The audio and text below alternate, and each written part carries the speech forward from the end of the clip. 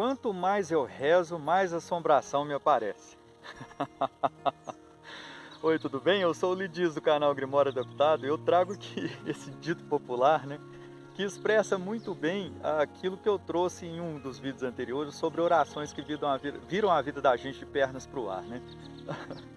Porque o que eu mencionei naquele vídeo é que muitas vezes a gente faz ali o processo, né, de realizar uma certa prática diária, né, de buscar alcançar a manifestação de Deus na nossa vida. E aí a gente olha em volta e começam a acontecer umas coisas estranhas, né, umas coisas que começam a dar errado e despertam na gente sentimentos de raiva, provoca, né, que a gente acabe dizendo o que não deve ser dito, que a gente tome atitudes que não deveriam ter sido tomadas, né, e possivelmente vão gerar um certo arrependimento depois, mas isso faz parte do processo de desenvolvimento, né? Algo que a gente pode extrair disso daí, que acabar lá atrás, é que de todo o sofrimento, de tudo aquilo que a gente passa e que tem um aspecto negativo, a gente pode extrair algo de positivo, né? Eu já disse isso aqui outras vezes, a gente olha naquele símbolo do Yin Yang, a gente vê que naquela parte, na parte branca, tem uma bolinha preta lá dentro, né? Na parte preta tem uma bolinha branca, então tem um pouquinho de bondade naquilo que é de natureza negativa e tem um pouquinho de negativo naquilo que é de natureza boa. Então está tudo conectado, tem um certo entranhamento nisso daí. Por exemplo, quando a gente faz um ritual, né, onde a gente, digamos, fazemos ali certas práticas, né, que são trazidas no Grimório, por exemplo, da Clavícula de Salomão ali como sendo relacionadas à parte negativa, né, e o MacGregor Matters ele cita ali que certas práticas, como por exemplo o uso de sangue, de sacrifício com sangue, coisas do tipo, que aquilo ali lida com magia negra, né?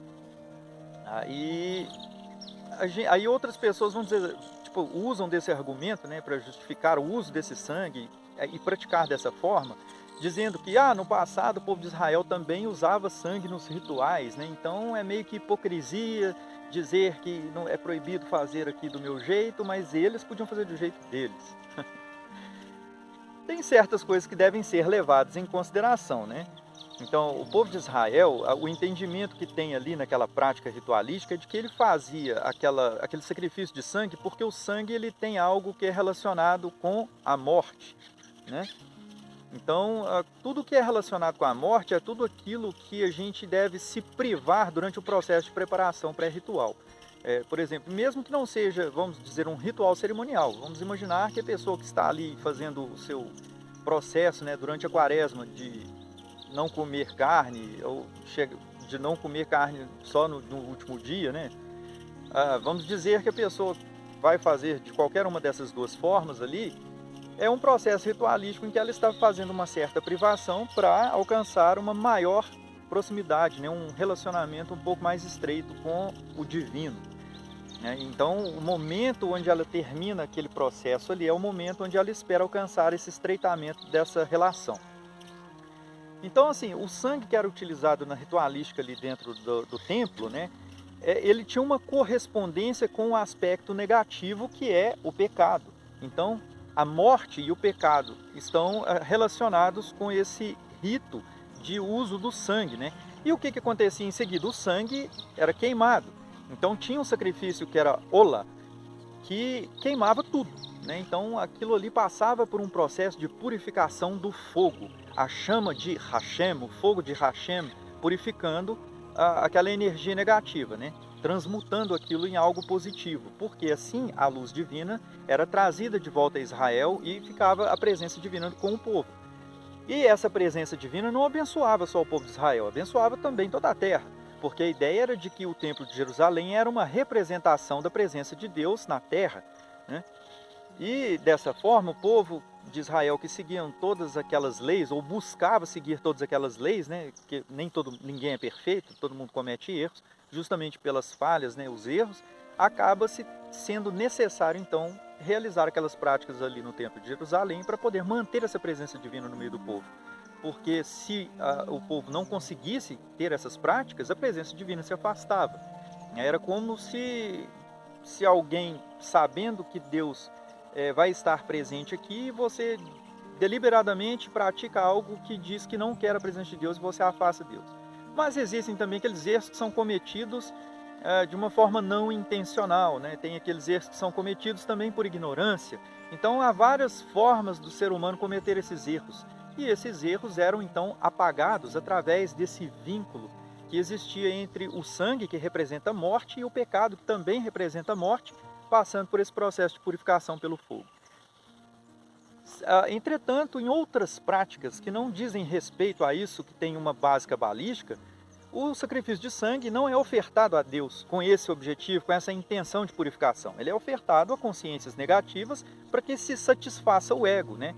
O ego humano deseja coisas. Então, a pessoa quer, por exemplo, adquirir um bem material, muita gente vai e recorre a magos ou sacerdotes que vão fazer ali um ritual e vão usar sangue, um sacrifício de sangue, para poder, né, fazer aquela pactuação com alguma entidade de polaridade negativa para dar isso aí que a pessoa deseja, né?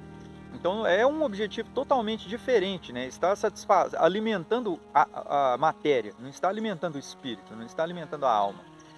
Então, aquilo que é alimento para a alma é a luz do inefável, né? E alimento para a matéria são as coisas deste mundo, né? As coisas cotidianas, e que muitas vezes, não que ter um bem ou que ter um prazer, um determinado prazer, né? Poder se vestir bem, ter recursos financeiros para poder adquirir bens que você deseja. Não que isso seja ruim, de forma alguma, mas o meio que se utiliza para alcançar essas realizações é algo questionável, né? Se você usa de algo que você quer conseguir, sendo que você tem a possibilidade de alcançar isso pela via positiva, por que você vai realizar isso pela via negativa? Porque tem gente que diz assim, porque a via negativa concede as coisas mais rápido. É óbvio, você está aqui no plano material, abarrotado de consciências e energias que querem parasitar você. Então, você quer alguma coisa, você associar elas, é óbvio que elas vão te conceder algo para poder te prender a elas ainda mais. Ao contrário, né, o plano superior, você também pode alcançar as realizações, mas você precisa se condicionar a um estado para que você possa ter essas realizações alcançadas, porque você tem que alcançar essa conexão com esse plano superior. Aqui não, aqui a matéria já está conectada com energias densas. O plano superior é sutil, ele é de uma natureza mais elevada. E aquilo que é de uma natureza mais elevada é alcançado com um certo esforço. Então muita gente, né, abre mão desse esforço para ter uma certa facilidade. Mas tudo tem um preço, né? Então o que é esse preço? Você se conecta com energias negativas, né, que, como eu disse, ali dentro do Yin Yang, você tem algo de positivo. O que é esse positivo? Você alcança algo que te dá prazer, e o prazer é uma coisa divina, é algo concedido por Deus. Entretanto, você alcança aquilo ali de uma forma conectada com energias negativas. E da mesma forma, quando você faz algo, por exemplo, por uma via positiva, mas que tem uma intenção de ajudar outra pessoa, e você faz isso e pensa assim, eu estou fazendo isso aqui de uma forma absolutamente altruísta, então não tem nenhum vínculo com a energia negativa. Tem, você tem o seu ego envolvido nisso daí.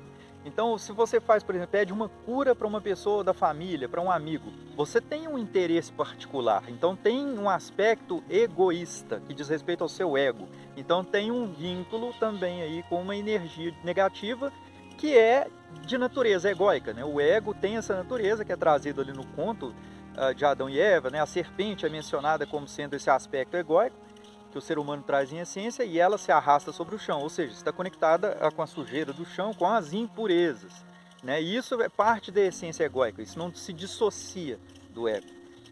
A gente vai lutar contra isso aí a vida inteira. Então essa é a necessidade de buscar a luz constantemente, todos os dias, porque a gente sempre vai estar sujeito a errar, e a gente sempre vai precisar buscar essa luz divina para nos limpar. Então, voltando àquela frase anterior, né, do início do vídeo, né, quanto mais eu rezo, mais assombração aparece. Quando a gente vai buscar essa presença divina para alcançar essas realizações, muitas manifestações podem ocorrer na nossa vida buscando fazer com que nós nos mantenhamos conectados com as energias negativas à nossa volta, né? Então, acontece uma coisa ali que nos tira do sério, deixa nervoso, você acaba, né, perdendo as estribeiras, fala o que não deve, briga com alguém, provoca alguém, você provoca algum sentimento negativo em outras pessoas, e isso tudo é muito ruim, né? Então, por isso a necessidade da gente estar sempre mantendo práticas que busquem que a gente apresente um arrependimento, né? E busque restabelecer essa conexão com o divino, com Deus. Porque aí, no momento de fazer aquilo que é necessário, né, algo que é realmente importante, a gente ter essa conexão estreita, né, com o Criador, para facilitar então essa realização. E né, então, quando a gente se associa com consciências de polaridade negativa e a gente ignora, né, essa associação com a luz, a gente então tem a tendência a se densificar ainda mais, então mais assombração aparece, né? Então, sempre, nas duas hipóteses, você vai estar sempre sendo assediado por energias negativas. E a forma que você vai lidar com isso é que vai conduzir então para algo, né, de natureza positiva ou negativa também. Então, assim, muitas vezes a gente passa por situações negativas, mesmo quando a gente busca essa aproximação, né, com a polaridade positiva, porque tem aspectos do nosso ser que nós precisamos melhorar. E a gente vai precisar enfrentar situações que vão confrontar esse aspecto em que a gente ainda não tem o controle. E a gente tem que passar por isso até conseguir, então, dominar esse nosso aspecto, onde a gente tem essa deficiência de controlar, né? Para a gente tentar aprender a lidar com isso de uma forma mais positiva. Então, mesmo que a assombração apareça, felizmente nós contamos com a misericórdia de Hashem. Eu fico por aqui, a gente se vê. Até mais.